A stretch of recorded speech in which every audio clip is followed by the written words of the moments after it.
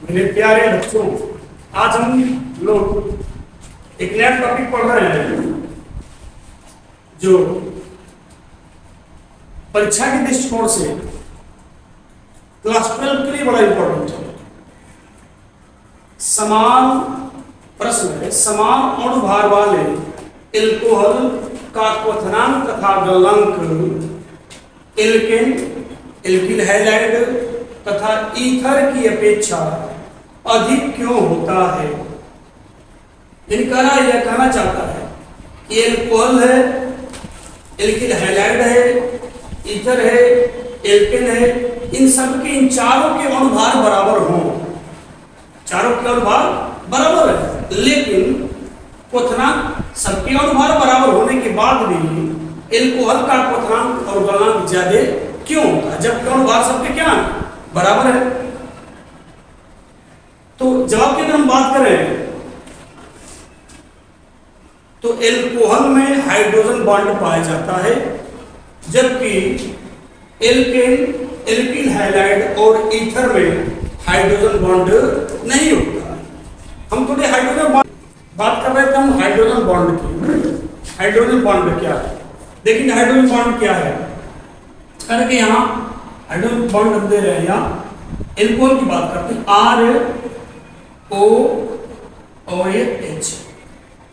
Are के बारे में आप जानते ही हैं, आर एल्किल समूह होता है। आर क्या है, एल्किल समूह है। आर को हम क्या लिख सकते हैं, आर हमारा एल्किल समूह क्या हो सकता है, यह CH3 हो सकता है, यह आर हमारा C2H5 हो सकता है, अन्य भी ऐसे ही बढ़ते जाए। तो आर हमारा एल्किल समूह है, आर में क्या है, कार्बन है। तो ROH यह एल्कोहल, एक एल्कोहल है, एक एल्कोहल का अणु हम यहां दे रहे हैं, यह एल्कोहल के अणु। ऐसे ही आगे भी पढ़ लेते हैं, हम तीसरा अणु भी बनाते हैं इसका, इस एल्कोहल के अणु ऐसे भी देते हैं, आगे और भी दे सकते हैं, आप ऐसे जोड़ सकते हैं, कोई दिक्कत नहीं।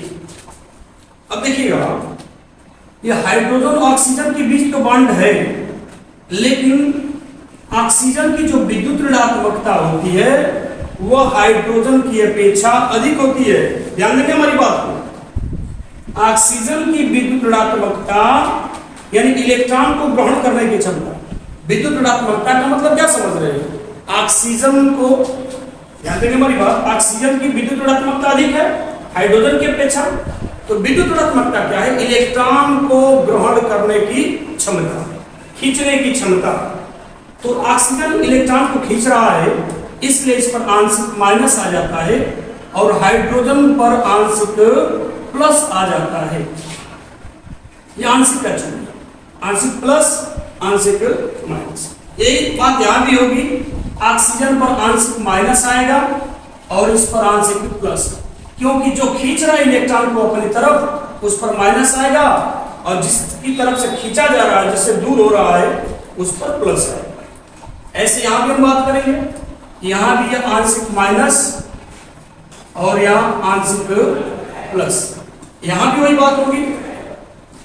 तो इनकी बात अब देखिएगा, यह हाइड्रोजन है और यह ऑक्सीजन, इन दोनों के बीच बॉन्ड आपको दिख रहा है, यही जो है हाइड्रोजन बॉन्ड, यही हाइड्रोजन बॉन्ड,